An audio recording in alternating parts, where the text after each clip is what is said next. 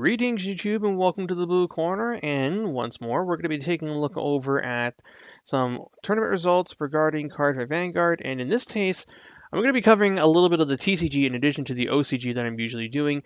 And just a quick reminder, I'm only covering major tournaments. I don't count locals. They are irrelevant in regards to tournament data, top data. Like, who the hell cares about 20-man locals when most locals are generally just free? So, like, that's why you don't see things like Aquaforce very frequently in these videos, is because it's not actually doing anything outside of that of the local level. So now that we got that out of the way, let's actually get into, well, some real tournaments. And I say real, but BCS Movo was like, what the fuck was going on here, because it's standard format, but Royal Paladin somehow got first Oracle Think Tank. Guy must have high rolled like a god or something. Then again, it's also best of one format. But yeah, okay. So that was a thing, but then we go right back down to reality, in which BCS Houston, its standard format, had a top four consisting of two Oracle Think Tank and two Mega Colony. I don't know who placed where. I think Oracle Think Tank won, but I didn't want to say for certain without knowing. But I do believe it was OTT versus Mega Colony in finals, and the top four was 4 OTT, 2 Mega Colony, 2 Kagero. Mega Colony having one hell of an upswing. I believe at this point it's got just as many tops, if not more, than Dimension Police. Unfortunately, as a Grand Blue player, Mega Colony's already got more tops than GB ever has right now. GB's not doing anything over in North America. I'll be talking a little bit about that when I eventually get to my Grand Blue deck profile.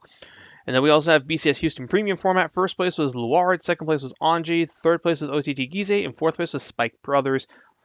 And nothing surprising me here. Premium Luard's actually pretty decent, and Anji is like if Anji, or rather if that BT set came out like even like a set earlier and it was the same quality of support, we would have had tier 0 to Bermuda Triangle. Like, that's how fucking good that set was for the Anji deck. And like, it is the only deck that does not have whatchamacallit, V standard support that is being able to consistently compete with these updated decks in premium format. It's disgusting. And when Bermuda Triangle gets their V series support, God help us, because Anji might very well become the tier 0 deck that it just almost was a couple months prior. And then our top 8 for this tournament was 2 Dimension Police, 1 Mega Colony, 1 Nova Grappler, 1 Shadow Paladin, 1 BT, 1 2TT, and 1 Spike Brothers. Then moving over to the OCG, we have multiple single-player tournaments. No teams this time, so you can't have something like, what was a good example? Pale Moon being carried by an Oracle Think Tank and Shadow Paladin player on their team. This time, these players are topping by just themselves. And, well, our first tournament under this format has 3 Oracle Think Tank in a row in the top 4. Oh, boy. OTT is not a problem, people. In any case, yeah, first, second, and third are all Oracle Think Tank, and fourth is the second best deck of the format, Shadow Paladin. Format right now basically is Oracle Think Tank beats Shadow Paladin beats everyone else, including Oracle Think Tank's bad matchups, and as a result, unless you're somehow able to dodge Shadow Paladin and Swiss and get into top cut where you face Oracle Think Tank, playing an anti-OTT deck is really, really risky right now. But mind you, Murakumo's somehow been able to top regardless, even with their low numbers, so the deck might actually be low. No, I'm not going to say tier 1, that's kind of being a bit too generous, but I'd say that Murakumo's probably in like the same class right now as Spike Brothers over in Japan after AL4 release. So in any case, let's take a look at these deck lists. So, pretty standard Oracle Think Tank deck here. It really comes down to like a couple card choices. I probably could build this list if I really wanted to, and I kind of want to try out the 4 birds. So, well, I'll give that a shot at some point. This guy's playing the 4 birds too, and he's playing 1 copy of Sodorihime. This guy is playing the Gemini, but and also 4 meme. And the Shadow Paladin list is pretty standard. I think they're starting to drop the Dark Dictator. You don't see him as often as you would before. I forget what this guy does, but I believe he helps you build a board and is not a bad card to be caught on if you, say, get hit by the Zombaku lock before you get to Phantom Blaster Dragon. And the clan distribution for this one was 16 Shadow Paladin, 12 Oracle Think Tank, 3 of them got in the top 4. I should point out. 9 Kagero, 3 Pale Moon, 2 Spikes, 1 Royal, 1 Murakumo, 1 Grand Blue, 1 Dimension Police, and 1 Aqua Force. Oof! That poor Murakumo player probably got paired up against one of the many Shadow Paladins in the room and died. And then we have the Yokohama Keitai off, standard format, 32 players, first, second, and third, once again, Oracle Think Tank, fourth place, Mega Colony. The Mega Colony deck list is not known at this time. However, I do believe it's very similar to the one that was in Team Tournament recently. It's the one that plays 2 Hell Demise and 1 Antlion. And that's the one that's been like talked around, at least in the Discord I'm in, and people are actually pretty high on that one. Mega Colony apparently doesn't actually have as bad of an Oracle Think Tank matchup as we were led to believe, at least on paper, but I've yet to actually have a chance to really try out that matchup against this particular build. But in any case, there's the first place Oracle Think Tank. This guy's notably not running Battle Sister Tort. So if you do not have Tort, but you want to play Oracle Think Tank, I highly recommend taking a look at this list. Then you have the second place list. This guy was playing Tort and is almost exactly the same. No, his grade ones are a little bit different. He's playing the 14 booster with the chicken, whereas this guy's playing the Gemini.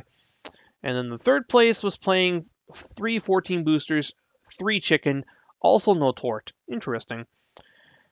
And then, let's see. So yeah, the Mega Colony list is unknown. Then we got the big one for this weekend, the Niigata Grand Prix 2018. Standard format, 120 players. So a pretty big tournament, given how big these tournaments usually are. 40 people, 30 people. This one's like, what, 3 times bigger than your usual standard format tournament? And Oracle Think Tank won. Oracle Think Tank got first place, second was Shadows, third was Shadows, and fourth was Oracle Think Tank. OTT, mind you, was the 4th most played deck here at 9%, but 2 of them were able to get into the top 4. Shadow Paladin was the most played deck in the format, and 2 of them also got in the top 4. Kagero, second most played deck, but it didn't get in there. Pale Moon was surprisingly played even more than OTT and Murakumo, but it didn't get in there. That one doesn't surprise me. It's an XL clan, but OTT with that representation of tops conversion, it's just been so favorable to it. Like, this deck is really, really, really good, and it's going to take a bit longer before people actually wake up and realize that Oracle Think Tank is just crushing standard right now. But in any case, so yeah, no deck lists for these have been posted. However, given how standard is right now, I think it's pretty reasonable to assume that the first place Oracle Think Tank list is probably similar to, say, this or the one I talked about earlier. And same for the Shadow Panel list. It's probably this with some tweaks. It might have the Dictator or not. And at the same time of this major tournament, we also had the Fuji Cup, which a lot of people consider to be a meme tournament because of just the lower number of people present. There was, after all, the big Grand Prix going on at the same time, so like this one was just more of like whatever tournament, and it shows as Spike Brothers topped, and Spike Brother players that I've talked to have said that this list makes them go, what the fuck? And I can believe that, as I think standard spikes at this point are pretty straightforward, and this is not exactly an ideal spikes list. And then rounding it out, we have a pair of more premium tournaments from the GP Occupa qualifier. The first one was OTT Tom Water, of which I have no idea what this grade 2 between Silent Tom and Circle Magus is.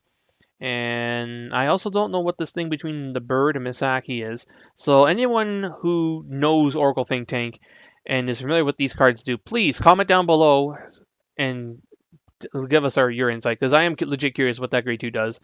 I've seen like the gain 1k per card in your hand grade 2 get played, and I've seen some other grade 2s get played, but not that. And then we have Premium Luard, which is really solid. Yeah, not much else to say. I think doesn't this have a favorable matchup against OTT Gize because of PBD? I'm not too certain about that one, but Premium Lord's turning out to be pretty decent. It's no Life King Assassin, but it's still really effing good. And that's pretty much it. So what can we take away from this? If I haven't said it enough times already, Oracle Think Tank continues to still be the best deck in the game, and the almighty Shallow Paladin just cannot stand up to it. It can trounce everyone else in the format, and Phantom Blaster Dragon is a beast of a card that can just put a real strain on decks other than Oracle Think Tank. People may think the SAC 3 is a really hefty cost for PBD, but Shadow Paladin pluses out the ass anyway, so it actually does not care about losing its board to PBD, especially when you're taking your opponent's board away and they have considerably more difficulty trying to rebuild that board, especially XL clans where they already are severely lacking in draw power just because of how their gift is designed. So unfortunately, AL4 was not enough to dethrone OTT, so hopefully either Ultra Rare or Miyagi High School Club will finally do something about it.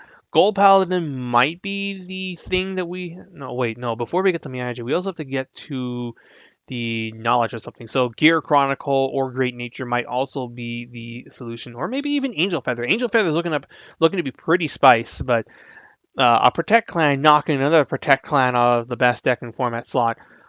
Is that really changing it too much? Basically, what we're learning here is Protect is a really strong gift, and Oracle Think Tank's hella abusing it. Or, well, I say that, but then you look at Grand Blue and Dark Irregulars, and not quite the same. So it's really just more of an OTT thing. So I retract what I said just earlier. Yeah.